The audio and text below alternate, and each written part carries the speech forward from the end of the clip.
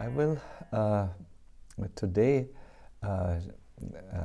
cover text 32 of Utkala Valari, where Krishna appears to Rupa Goswami in the core of his heart in a very special way. But before doing this, I want to frame my talks a little bit, because today I will take you a step deeper. And I want to make very clear how this going deeper is done, so that we can all benefit. Today we will also have a meditation. We will follow the guidance of Prabodhananda Saraswati Thakur, who has given a few beautiful Vrindavan meditations, and we will actually do this. But the framing is important first. I think we all have heard, and we all are convinced, that to develop love for Krishna, deep abiding love for Krishna, is the goal of our life. This love has two features. It is described by Rupa Goswami. First, Krishna will always be totally astonishing, chamatkar. And the second is, we will be so absorbed in Krishna that we don't perceive anything else. Remember Sanatana Goswami, who walked over the beach of Jagannath Puri. I have taken that route also, although not in the hottest season. I was there in end of March, which is already very hot. And I can tell you, walking over this beach is like walking over glowing coals. It's that hot. And if you do this barefoot, like Sanatana Goswami did, it is excruciating painful. But not just for the feet, the whole body is on fire. So I couldn't do it. I was familiar with that part of the Chaitanya Charitamrita, and I wanted to go that route which Sanatana Goswami walked. But after maybe 7 minutes, I returned to the shade of my bungalow and put the cold shower on. But yes, he was absorbed, and this is one of the symptoms of love. The first is, you're always surprised. Krishna is always fresh and new for you. And the second is, you're so absorbed that you don't perceive any longer the dualities of happiness or distress, hotness or coldness, suffering or great joy. No, you are so much absorbed in Krishna that you cannot be distracted. You cannot be taken out of that absorption. This is love. This is the goal of Krishna consciousness. But the question which is put before each single one of the devotees is this: how will you develop that love? What will be your journey? And I would like to answer this with two answers. Of course, we all know it goes from Shraddha to Prema, from initial faith to more firm forms of faith, like Nishtha and so on, to Ruchi and Bhava. You know, the whole journey, 9 steps. Yes, that we know, but how and where do you learn this to develop this love? And the first answer I would like to give is, if you want to learn love, go into the classroom of the lovers. Go to the devotees who have love in their heart and listen to their outpourings of love, their outspoken or outspoken descriptions of love. And the second is something which we will observe today in Rupa Goswami's verse. You need to have something that impels your love, something that touches you and excites your love. Let us turn to an example which Srila Prabhupada has given us. He said, when a mother sees the tiny little shoes of her child somewhere, her love spontaneously rises. Let us say a mother will look for the child, and he knows the child has gone with his friends to let us say a temple, and she comes to get her child because it's noontime. So she goes before the temple and she sees the tiny little shoes of her little child parked or placed before the temple where all the other shoes are. She will have only eyes for the shoes of her little child, and as she looks, she feels her love growing. I had the good fortune to see that in my own life, where I lived above us. There was a wonderful family of really Krishna conscious Grihastas who had a sweet little child who I know when she was this big, I offered her to the, held her to look at the deities and requested the deities to accept this child and give the give the child the blessings. And the child turned out very, very nice. And but the child has now moved to Mayapur with her parents. It's a little Mandali is the name of the child, where she finds a Krishna conscious school and Krishna conscious little children friends and so on. And she left a pair of little shoes like this in the shoe rack, and whenever I go there and I see the shoes of the child, I think, oh, Mandali, and I'm thinking of Mandali and how a tooth fell out recently in her front row of tooth, and my affection is immediately given nourishment so that it can grow higher. So Krishna also has left his devotees with these stimulants. They are called Vibhava Udipans. They are helping the devotee to stimulate, to bring that love forth. My dear devotees, the divine aspirations or spiritual desires are firmly locked in each of our hearts. They are there like a little spark or little fire, so to say, burning there in our heart. And if we can supply them udipans or stimuli that bring them forth, that stimulate them, that excite them, then they can quickly come into a big fire. What are udipans? Well, the land of Vrindavan, for instance, is an udipan. I believe every one of us experiences this when we look at the videos, when we heard this beautiful description of what Vrindavan does to us, that we heard yesterday,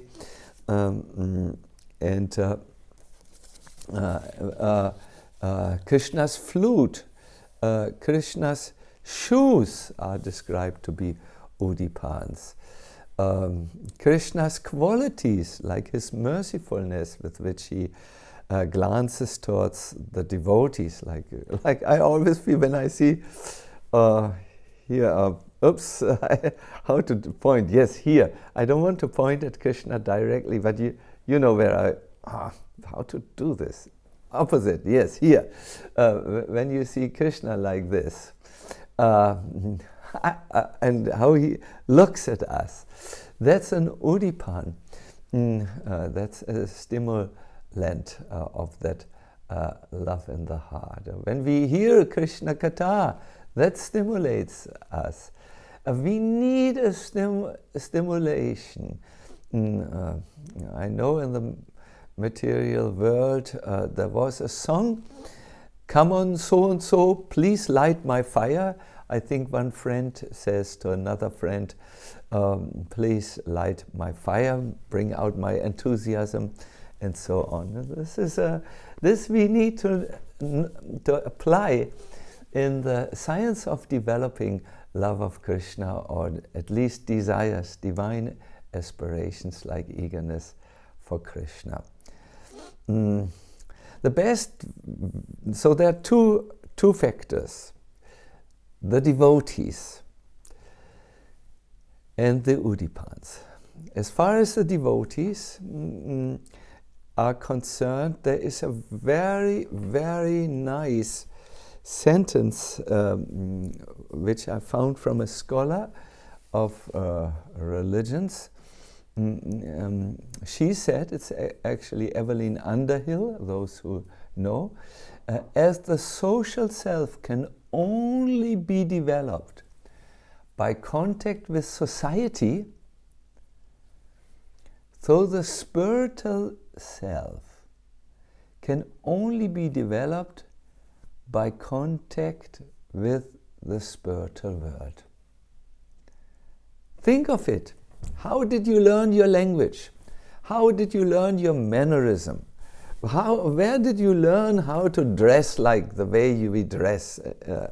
By being in contact with society, where we gradually took on the norms, both in the material society as well as in the society of devotees. We know from devotees that that's good to put on a tilak. We have our hairstyle, our habits, our way of greeting, our Vaishnava etiquette. We learn this. So if you want to learn to love Krishna, my dear devotees, you have to learn from devotees how the spiritual world looks, and you have to read about it. You have to absorb yourself in it.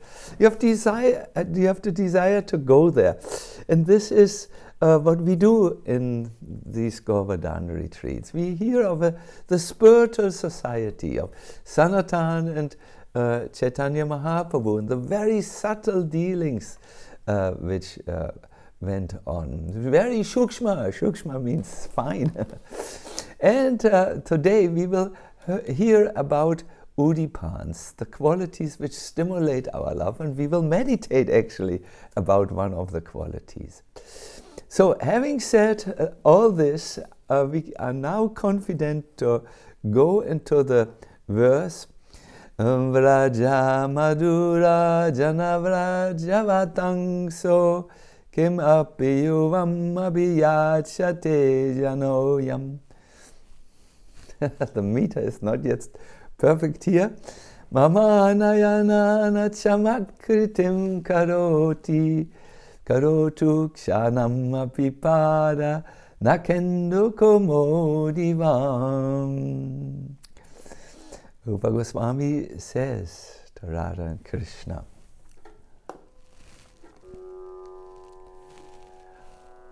"Oh, best of the very sweet people of Vrindavan, this person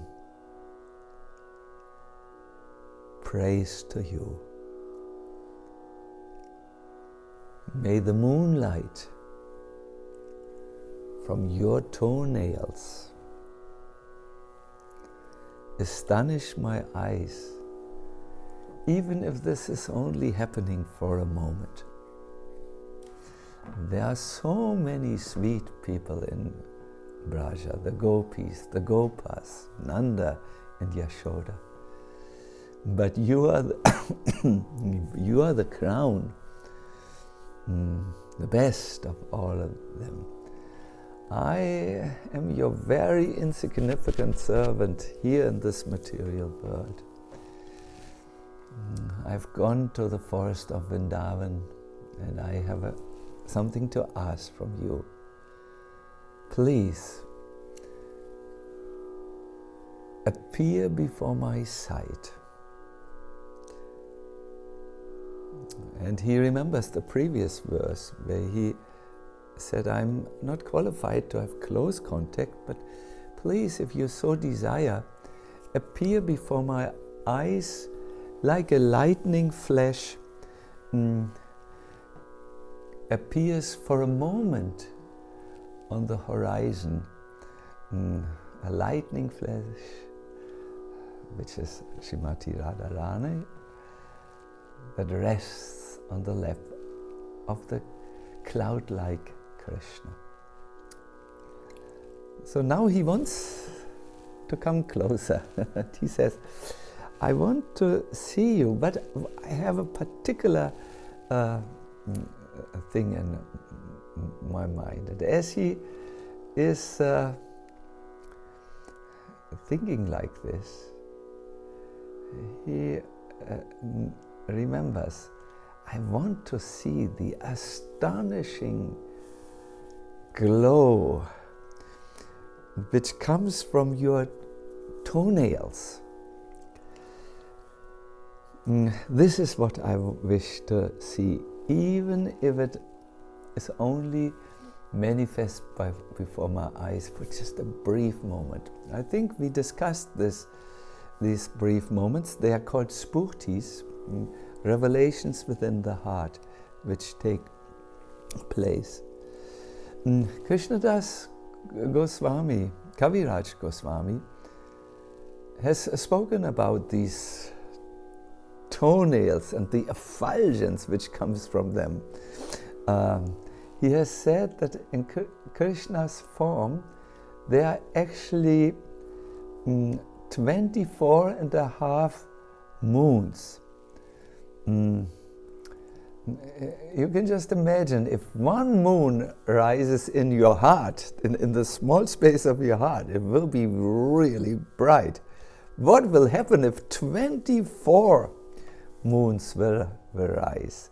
So 10 moons are situated on the two beautiful feet of Krishna. They are the light which comes from the toenails.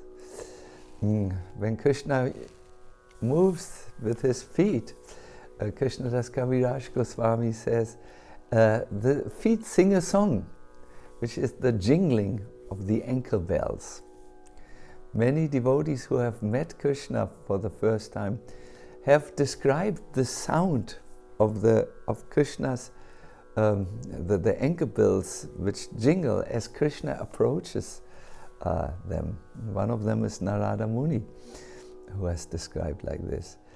10 other moons, 1, 2, 3, 4, 5, 6, 7, 8, 9, 10, are on the fingernails, are the fingernails of Krishna.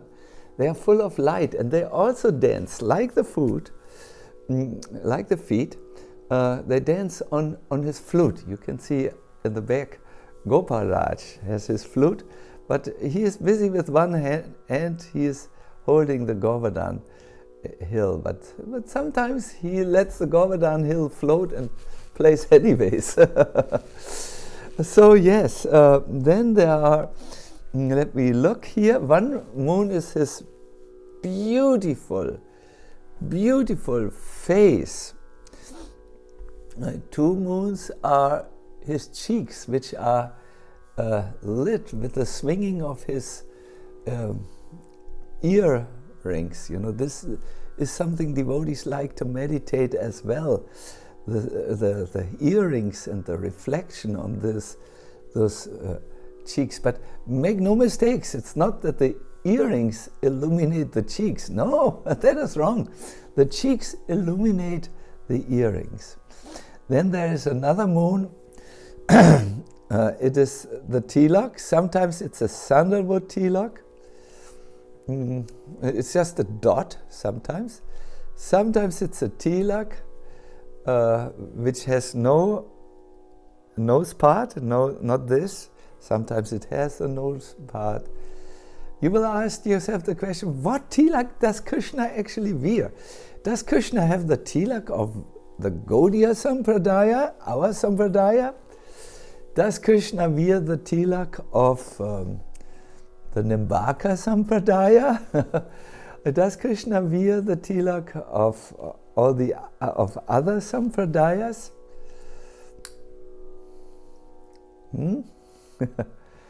Well, if you go to Krishna, he will not have a passport. I'm Christian. I'm Muslim.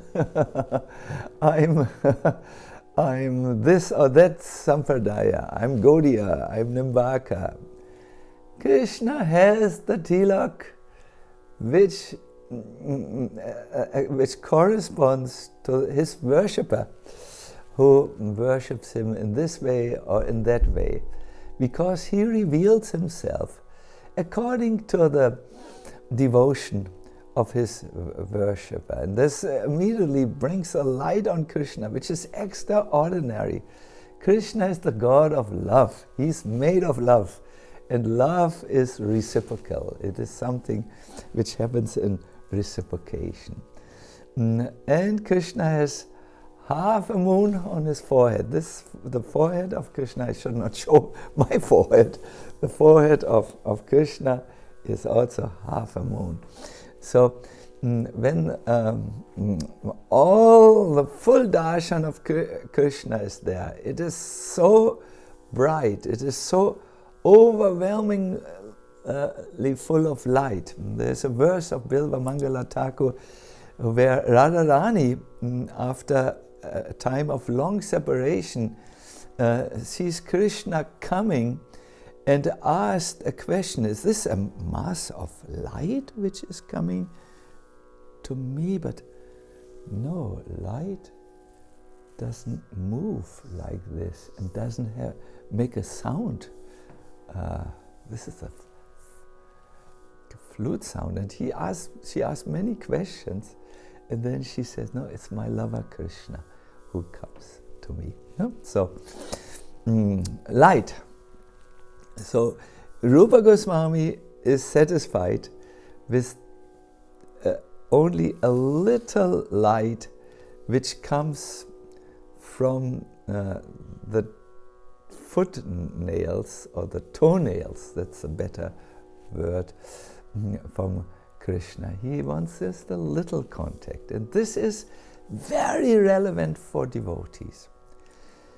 The devotees always talk about Krishna's lotus feet. Why do they talk about this? Well, there are two reasons. The lotus grows in a pond where there's mud and everything else, but it is not affected in this way. Also Krishna, when he is coming to this world, or when he appears before his devotees in any form, even in the thought form, where the devotee thinks of Krishna, he's never affected by the world, and therefore he can always pull the devotee right out of the influence of the gunas. But the second reason, and for me this is a very nice reason, I heard it from in the writings of one acharya, is that if you think in a simple way, then the spiritual world, we always say it is beyond us, no? So it is one story above us. I mean, not one story, billions of stories beyond us. But the closest which you have of the people, of the personalities who are there, the closest are the feet.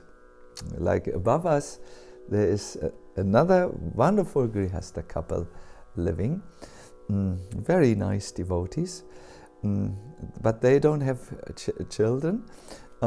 So what is closest to me is their feet. You know, when they walk over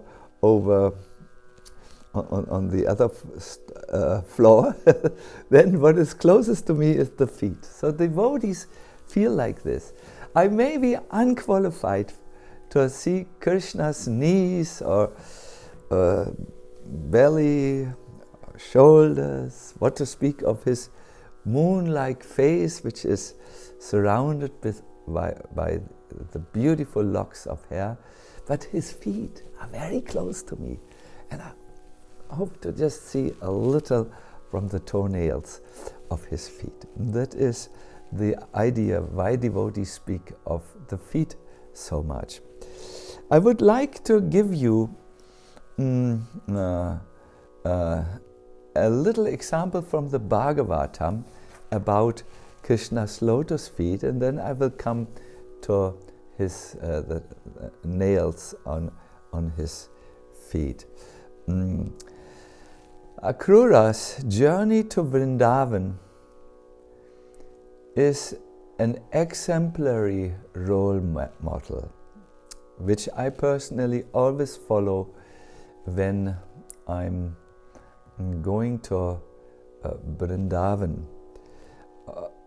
As he is on his way to Vrindavan, he meditates about the lotus feet of the Lord. He says, "Soon I will offer my obeisances to these supreme lotus feet, which the mystic yogis meditate upon." Kritavatarasya durajayam tamaha tarangyan nakamandala tvisham. Simply by seeing, Akrura meditates, simply by seeing the effulgence of his toenails, many souls in the past have transcended the insurmountable darkness of material existence and achieved liberation. This is one very important aspect of the meditation of Vaishnavas. They start at the lotus feet of the Lord, because and they meditate in the beginning, and we will do this, about the light which comes from the lotus feet.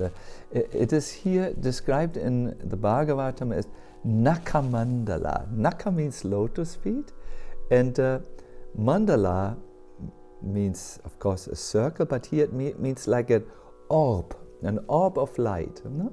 When you have a source of light in the darkness, then there is a circular light around it. No? So when Krishna's lotus feet are there is a mandala, Naka mandala, around each of his nails, and that removes the duratyayam tamaha, that is the insurmountable darkness of material existence.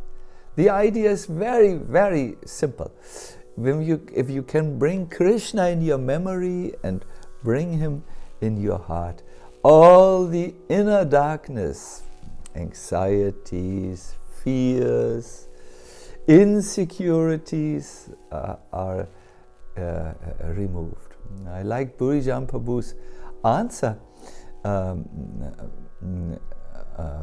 The question which was posed to him was, what does a devotee do when he feels tested by Krishna, when he is in the grip of Krishna and he is not sure how his life will continue? What is the right path to take? What are even the next steps he should take?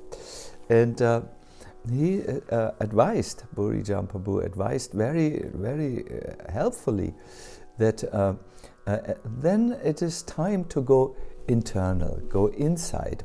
And of course, implied in this is to go inside. We want to be, remember Krishna at that time. We want to be with Krishna. So a devotee takes shelter in times of uncertainty, in times of not knowing what should be the next steps, in times when he sees a new phase is about to come, but I don't yet know what it will exactly be and what will be expected of me exactly. At that time he goes internal, he remembers Krishna, he is with Krishna, and then all the darkness will certainly go.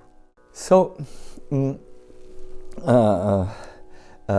this vein, Akrura, who does not know what will happen, he goes to Vrindavan, but he says, Krishna will see, I'm the servant of Kamsa. Maybe he will just not receive me. Maybe he will say, you are a servant of Kamsa, go back to your master, what do you want here? He's uncertain.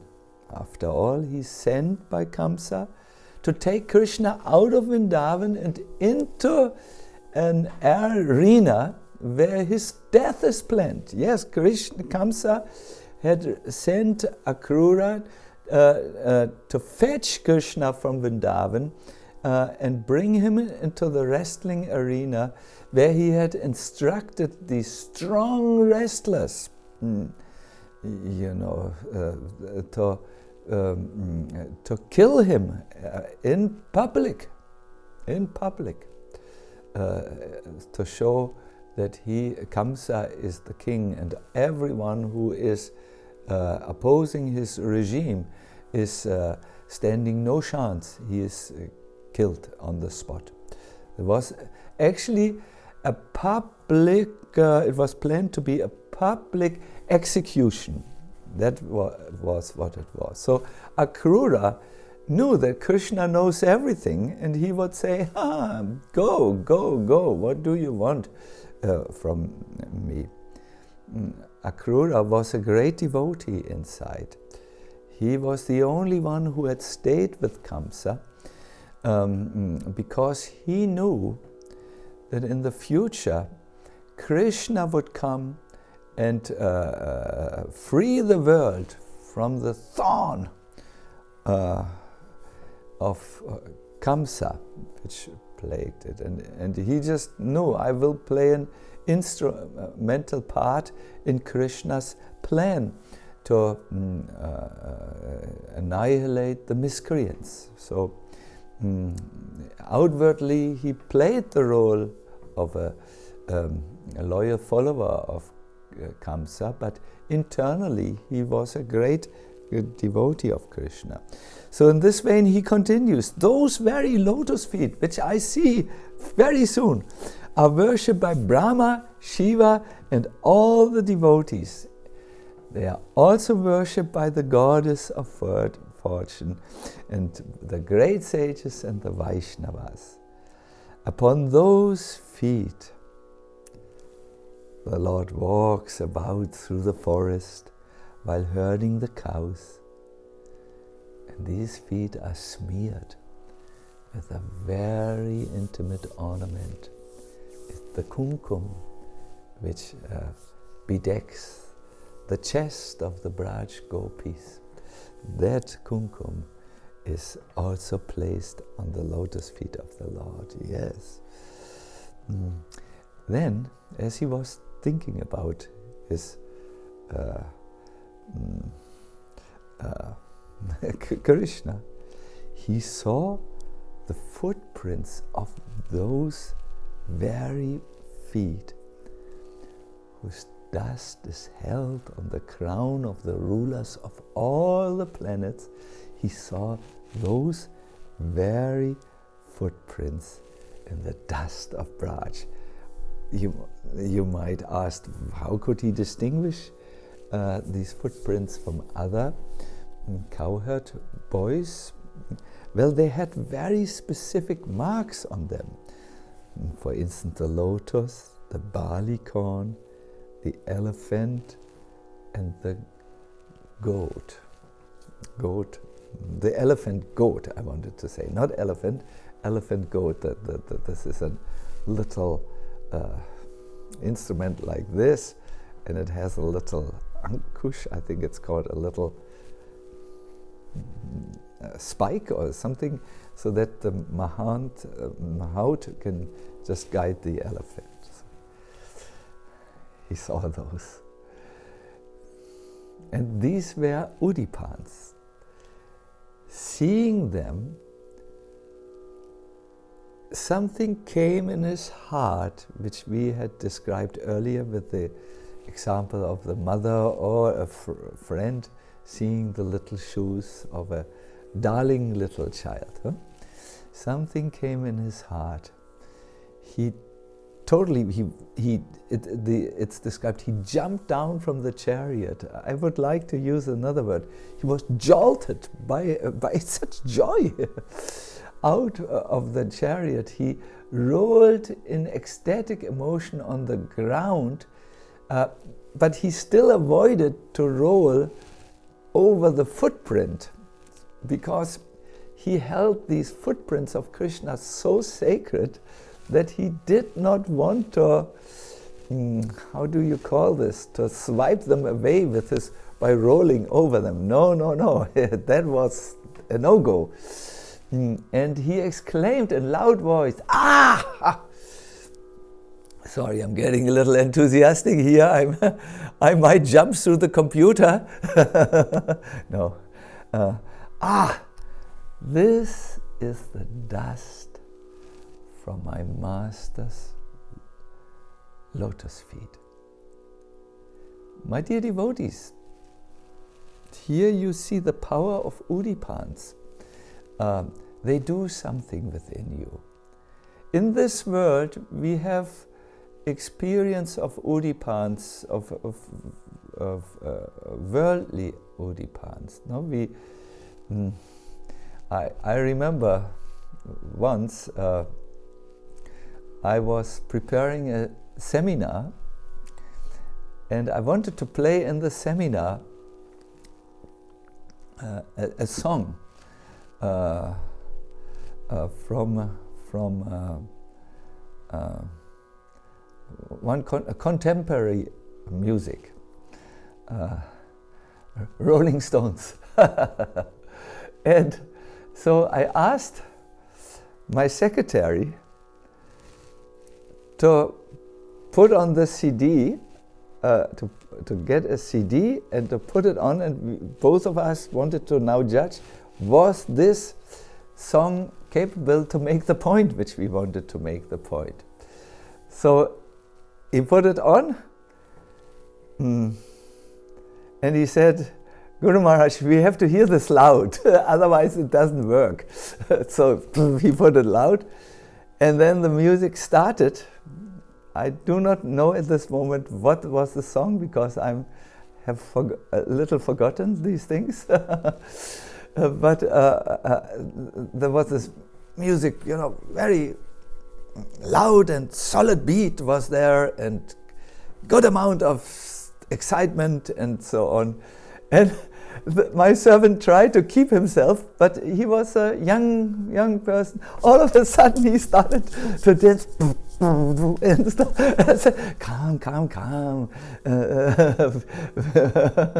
down. The music was a stimulant. It put something, it awakened something in him, which was maybe not long forgotten, but a little forgotten, and it brought that out in him. Oops, I have to be. I'm getting here a little temperamental. My assistant has to adjust the microphone. So yes, my dear devotees, this, I think you know what I mean. So Akrura, who was a Krishna conscious person, he saw the footprint of Lord Krishna, and he got down from his chariot and he rolled amongst the footprints. And then, up till now, we have described Akrura's action and body. He was moving on a chariot and guided the horses. We have described something of his mind, how he was anticipating to see the lotus feet of Krishna, which are worshipful by Brahma and Shiva. And we have described to you something of his speech. He said, these are the lotus feet of my master, or this is dust from the lotus feet. But now, what will come is a verse that brings the essential philosophical conclusion of Akrura's journey to Vrindavan and his meditation about Krishna's lotus feet. It's an essential conclusion. Essence means it's applicable for one and all. Sukadeva Goswami says, Deham vrityam yanato hitvadam vambiyam shucham sandeshat yohare linga dashana shravanadibi.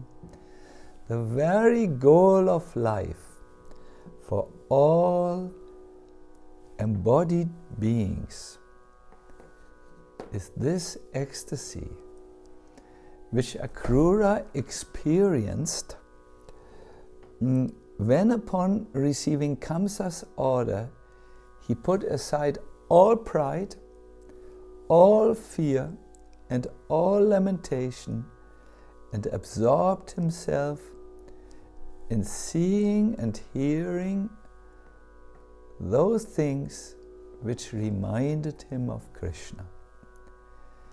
Here you find the very essential instruction for you.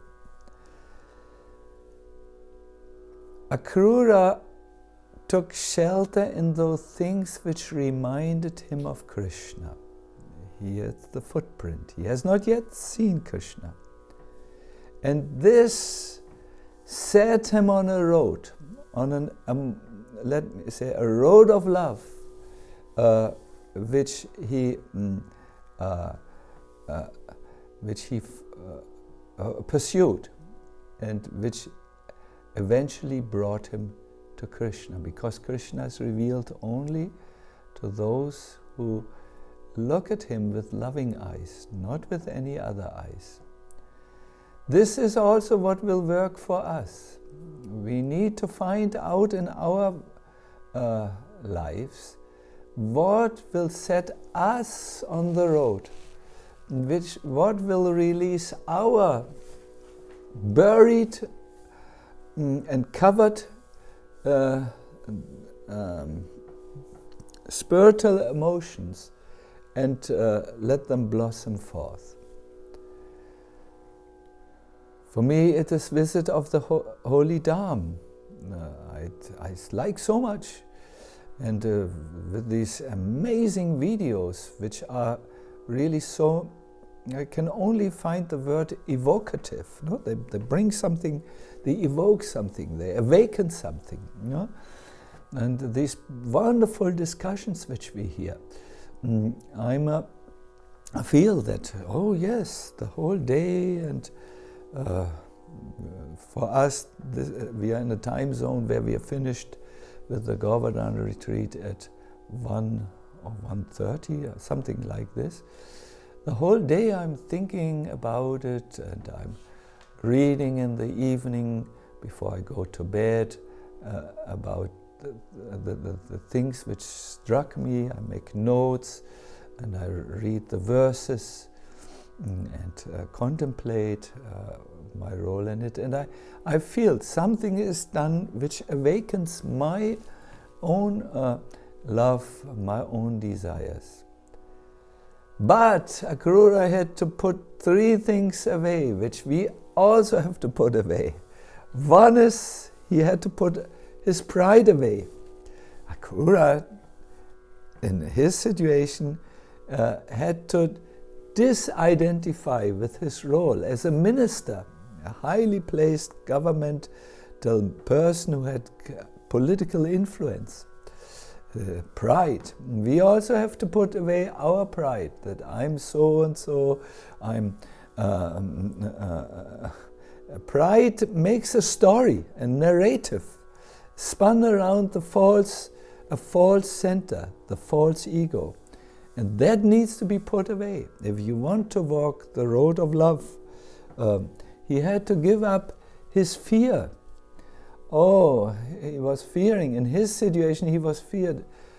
Oh my God, if Kamsa finds out that I, who am his minister, his trusted man, his messenger to bring Krishna, if I behave in an opposite way, that is, I jump from my chariot and worship the footprints in the dust of this rural village area, then he will punish me. This fear of the consequences have to be put aside. What could this mean for us? When we worship Krishna, Jagatarini has informed us yesterday so nicely. I was really thinking, my God, is this Jagatarini, all-knowing Jagatarini? How she said that Vrindavan will teach us how to serve, it will teach us what is real love, and it will teach us to do what we most despise. That is, it will teach us to take ourselves out of the center and put Krishna in the center. Woo! It will destroy our false concepts. So, yes, sometimes we are afraid of surrender. Oh, what will happen to me if I give up my secure little illusory world which I have spun around me? What will happen if I let down my guards? What will happen if I give up my comfortable, warm apartment to go to somewhere where it's more favorable to develop Krishna consciousness? No. Fear has to be given up. Finally, sorrow. That was the third thing which Akrura needed to give up in order to feel that arising of devotional love in his heart. Vishwanath Chakravarti Thakur, I'm taking all this from him only, describes sorrow. Someone may feel sorrow when he surrenders to Krishna for being abandoned, to fall at the feet of the disrespected, poorly dressed and penniless Vaishnavas. What are you doing? I remember when I was coming to Krishna consciousness, I was from a different society, different orbits, different life. So the devotee said, why don't you come with us and chant and dance on the street before one prominent, what is it called? Walmart or something like Alsterhaus it was called. What is it called? Big shopping center. So I was afraid because I knew my friends would come and they would tell me he was. We finally know why he has not visited the parties. Parties means at that time the young people would drink, they would smoke certain things, and they would break all the regulative principles. And when I came to Krishna consciousness, I politely denied the parties, saying that my stomach was not well or so on. I was not very sure what to say. I didn't want to out myself, to just anyway. So I thought, if I'm standing before this department store, this huge shopping center, I'm sure someone will come by and they will say, he is so different because he's with these penniless, disrespected beggars who dance on the street in bed sheets. So then I would feel sorrow. Oh no, my avant-gardistic oh my good name and fame is destroyed when they see me with these. But I said, I'm going to do it. I want to be, I want to sing like a bird who is not caring if others like his song or not. I will sing this Hare Krishna, Hare Rama, and and I don't care if I'm. I do remember it, but it was a big step for me. And of course I was seen, and of course it was brought to my school, and everyone talked about this. I'm hearing some Russian translation here. Viva kid, it's you. You need to mute the Russian translation, please. Yes, so if we want to move forward in developing our devotional aspirations, we will have to face our pride, our fear, and our sorrow. Krishna will test us in this way. Yesterday, our Jagatarini read something from this book, Light of the Bhagavad, where Prabhupada has described, for spiritual realization, one has to purify the heart and know things in their true perspective. As soon as one does this, the flow of one's natural affection begins to glide towards the Lord. And with the progress of this flow, one becomes more and more self-realized in various relationships with the Lord.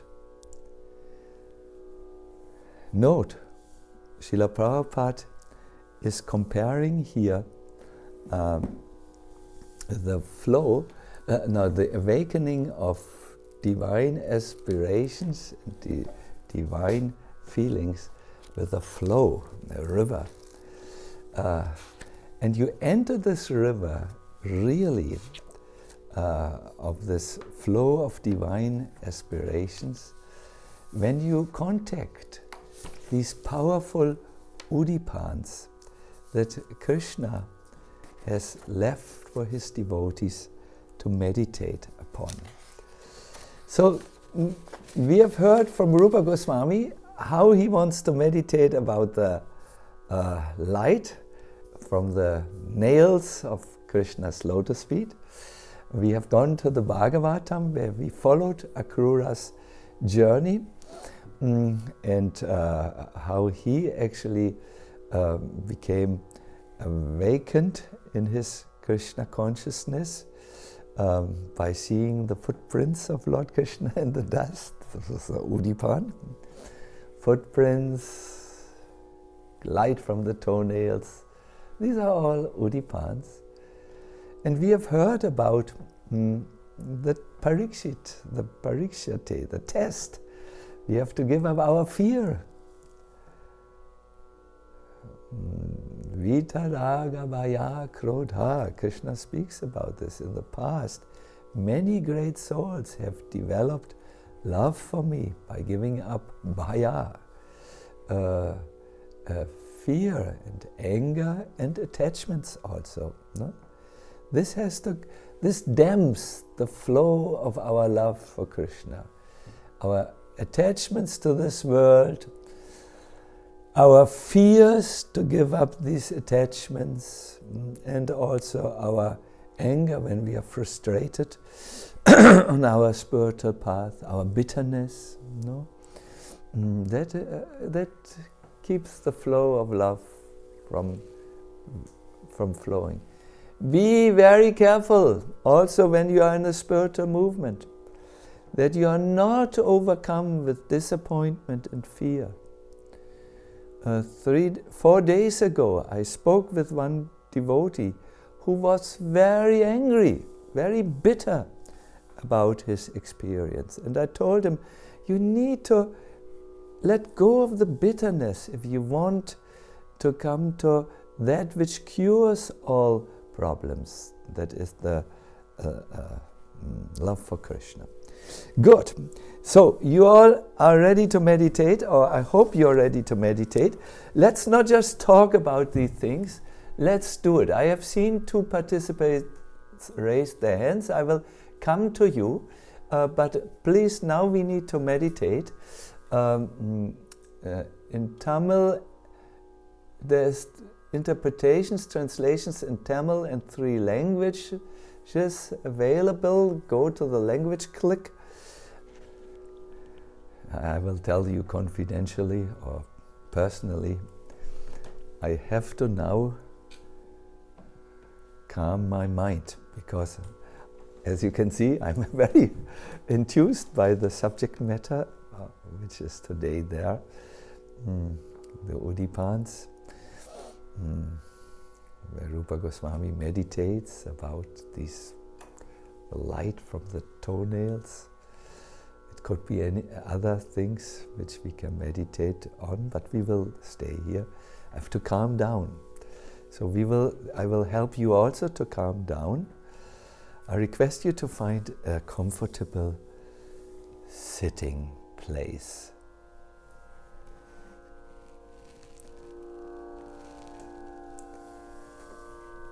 Sit straight, and when you're ready, please close your eyes.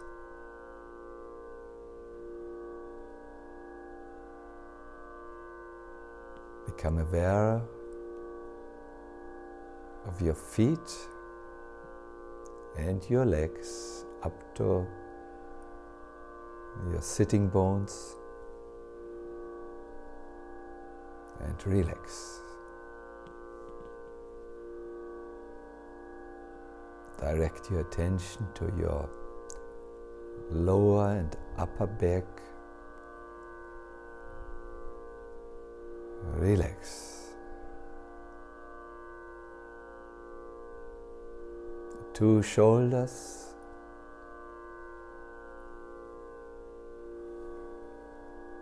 The arms and the hands. Relax.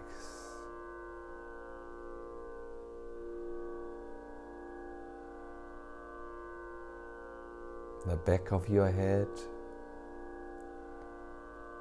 the top of your head,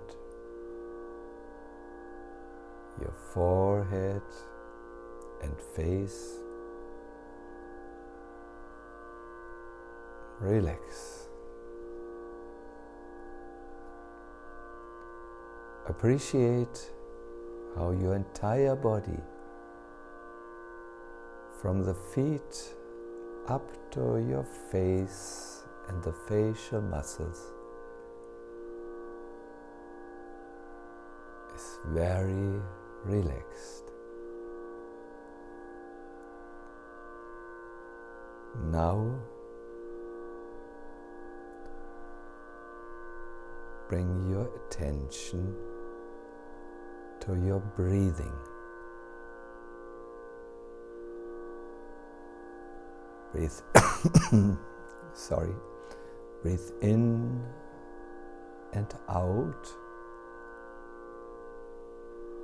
and be perfectly present to your breath. When you breathe in, you follow your ingoing breath. When you breathe out, you follow your outgoing breath.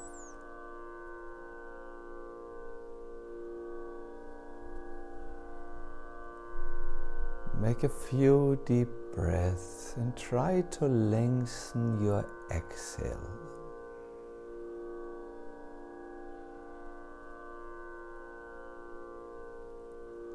Whenever you exhale,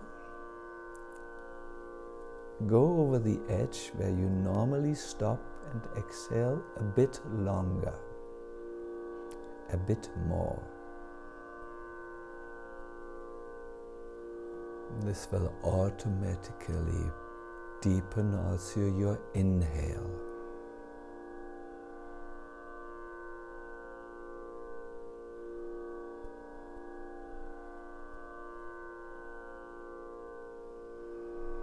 Good.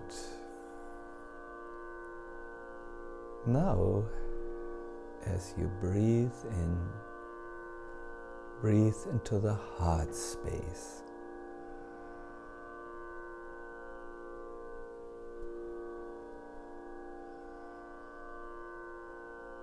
Direct your attention to your heart as you breathe in.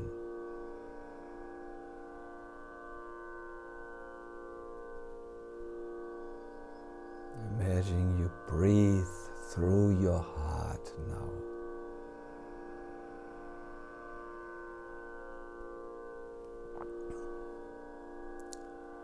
And there in your heart, envision the sun.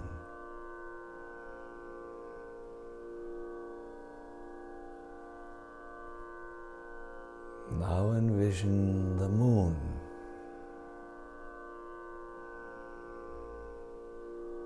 The moon on a full moon night.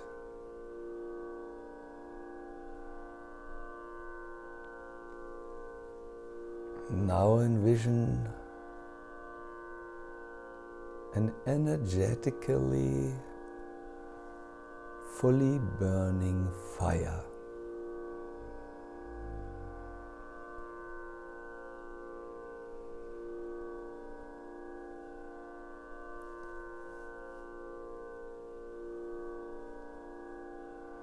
Next,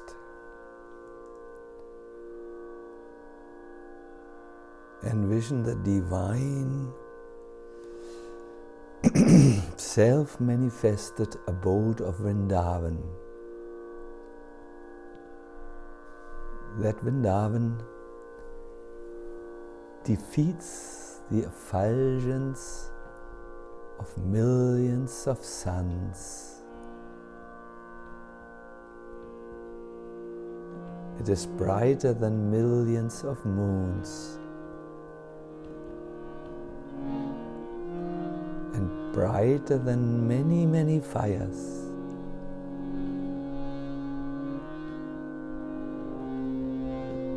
There are trees and creepers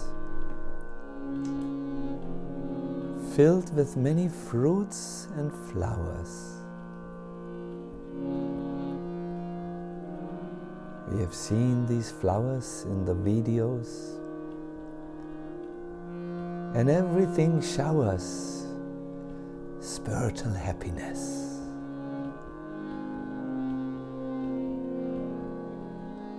The birds, like the cuckoos, sing sweet songs on the fifth note, and everywhere one hears the sound of Krishna's enchanting flute. This flute satisfies the ears of all beings.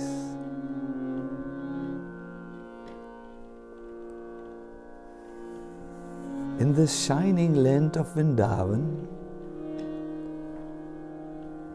there's a temple composed of jewels.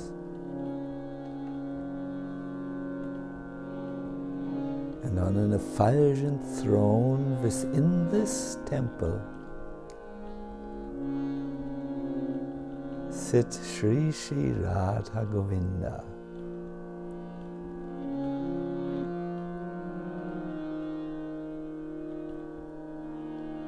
They accept service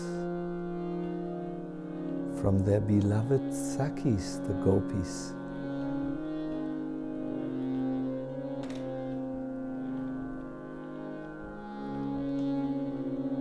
The feet of Radha and Krishna are clearly visible,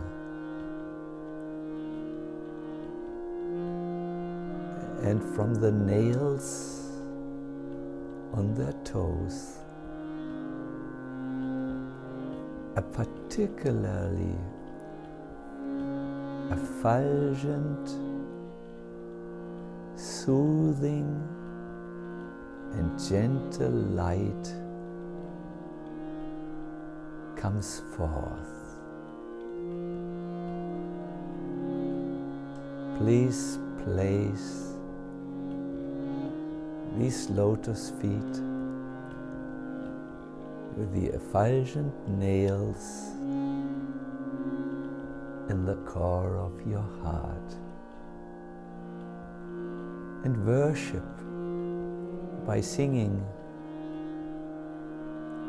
the holy names to them.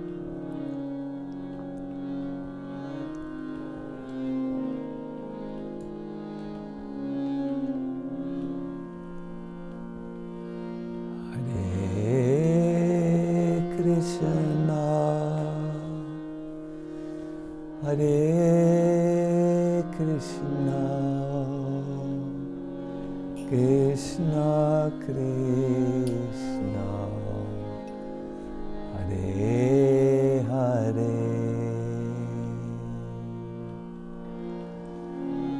Hare Rama, Hare Rama, Rama Rama, Hare Hare. Everyone please. Hare Krishna, Hare Krishna, Krishna Krishna, Hare Hare, Hare Rama, Hare Rama, Rama Rama, Hare Hare, Hare Krishna, Hare Krishna, Krishna Krishna, Hare Hare, Hare Rama, Hare Rama, Rama Rama, Hare Hare. Everybody please. Hare Krishna, Hare Krishna, Krishna Krishna, Hare Hare, Hare Rama, Hare Rama, Rama Rama, Hare Hare, Hare Krishna, Hare Krishna, Krishna Krishna, Hare Hare, Hare Rama, Hare Rama, Rama Rama, Hare Hare, Hare Krishna, Hare Krishna, Krishna Krishna, Hare Hare, Hare Rama, Hare Rama, Rama Rama, Hare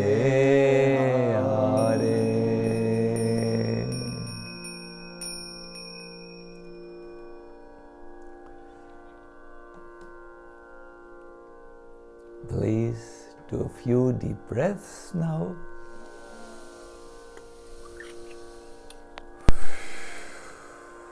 And do come back to computer awareness. Usually we say room awareness, but here we try to create a room through the computer, a sacred space. 32nd verse. He addresses Radha and Krishna, O ornament, crown ornament, topmost ornament of all the sweet people of Braj. This person, Jana means someone who has taken birth. That's my only qualification. This person prays to you. May the moonlight from your toenails astonish my eyes, if only for a moment. Jana means a short moment. I hope it worked for you, the meditation. You could have an impression of light in the heart, which was removing whatever darkness in conditioned life or troubles or whatever is there. Tomorrow we will hear one of the most astonishing verses. There are like two verses who say the same things, but we will focus on one entirely, which will give you some chamatkar, some feeling of surprise. I will have to end here, and I'm so regretful. I could not. I have to end here. I know that there are questions, but I have to end because, see, the thing is, devotees have set aside a certain time, and it would be really not good for Jagatarini class, which I want everyone to attend, like all the other classes, of course. It's best if one goes through the whole experience. And then devotees would have to, because they have made appointments for the day, would have to leave early. But I will have a conversation with Prashanta on the mobile telephone because I have an idea how we can deal with these questions which are left over. So don't feel sorrow in your heart. Maybe we find a solution. Prashanta, you are listening, so when the video is on, I will just phone you for 1 minute and we will see if my idea is possible. Good, so let me end here. Thank you all very much and see you tomorrow for another amazing verse from Rupa Goswami's Utkalika Valari. Hare Krishna.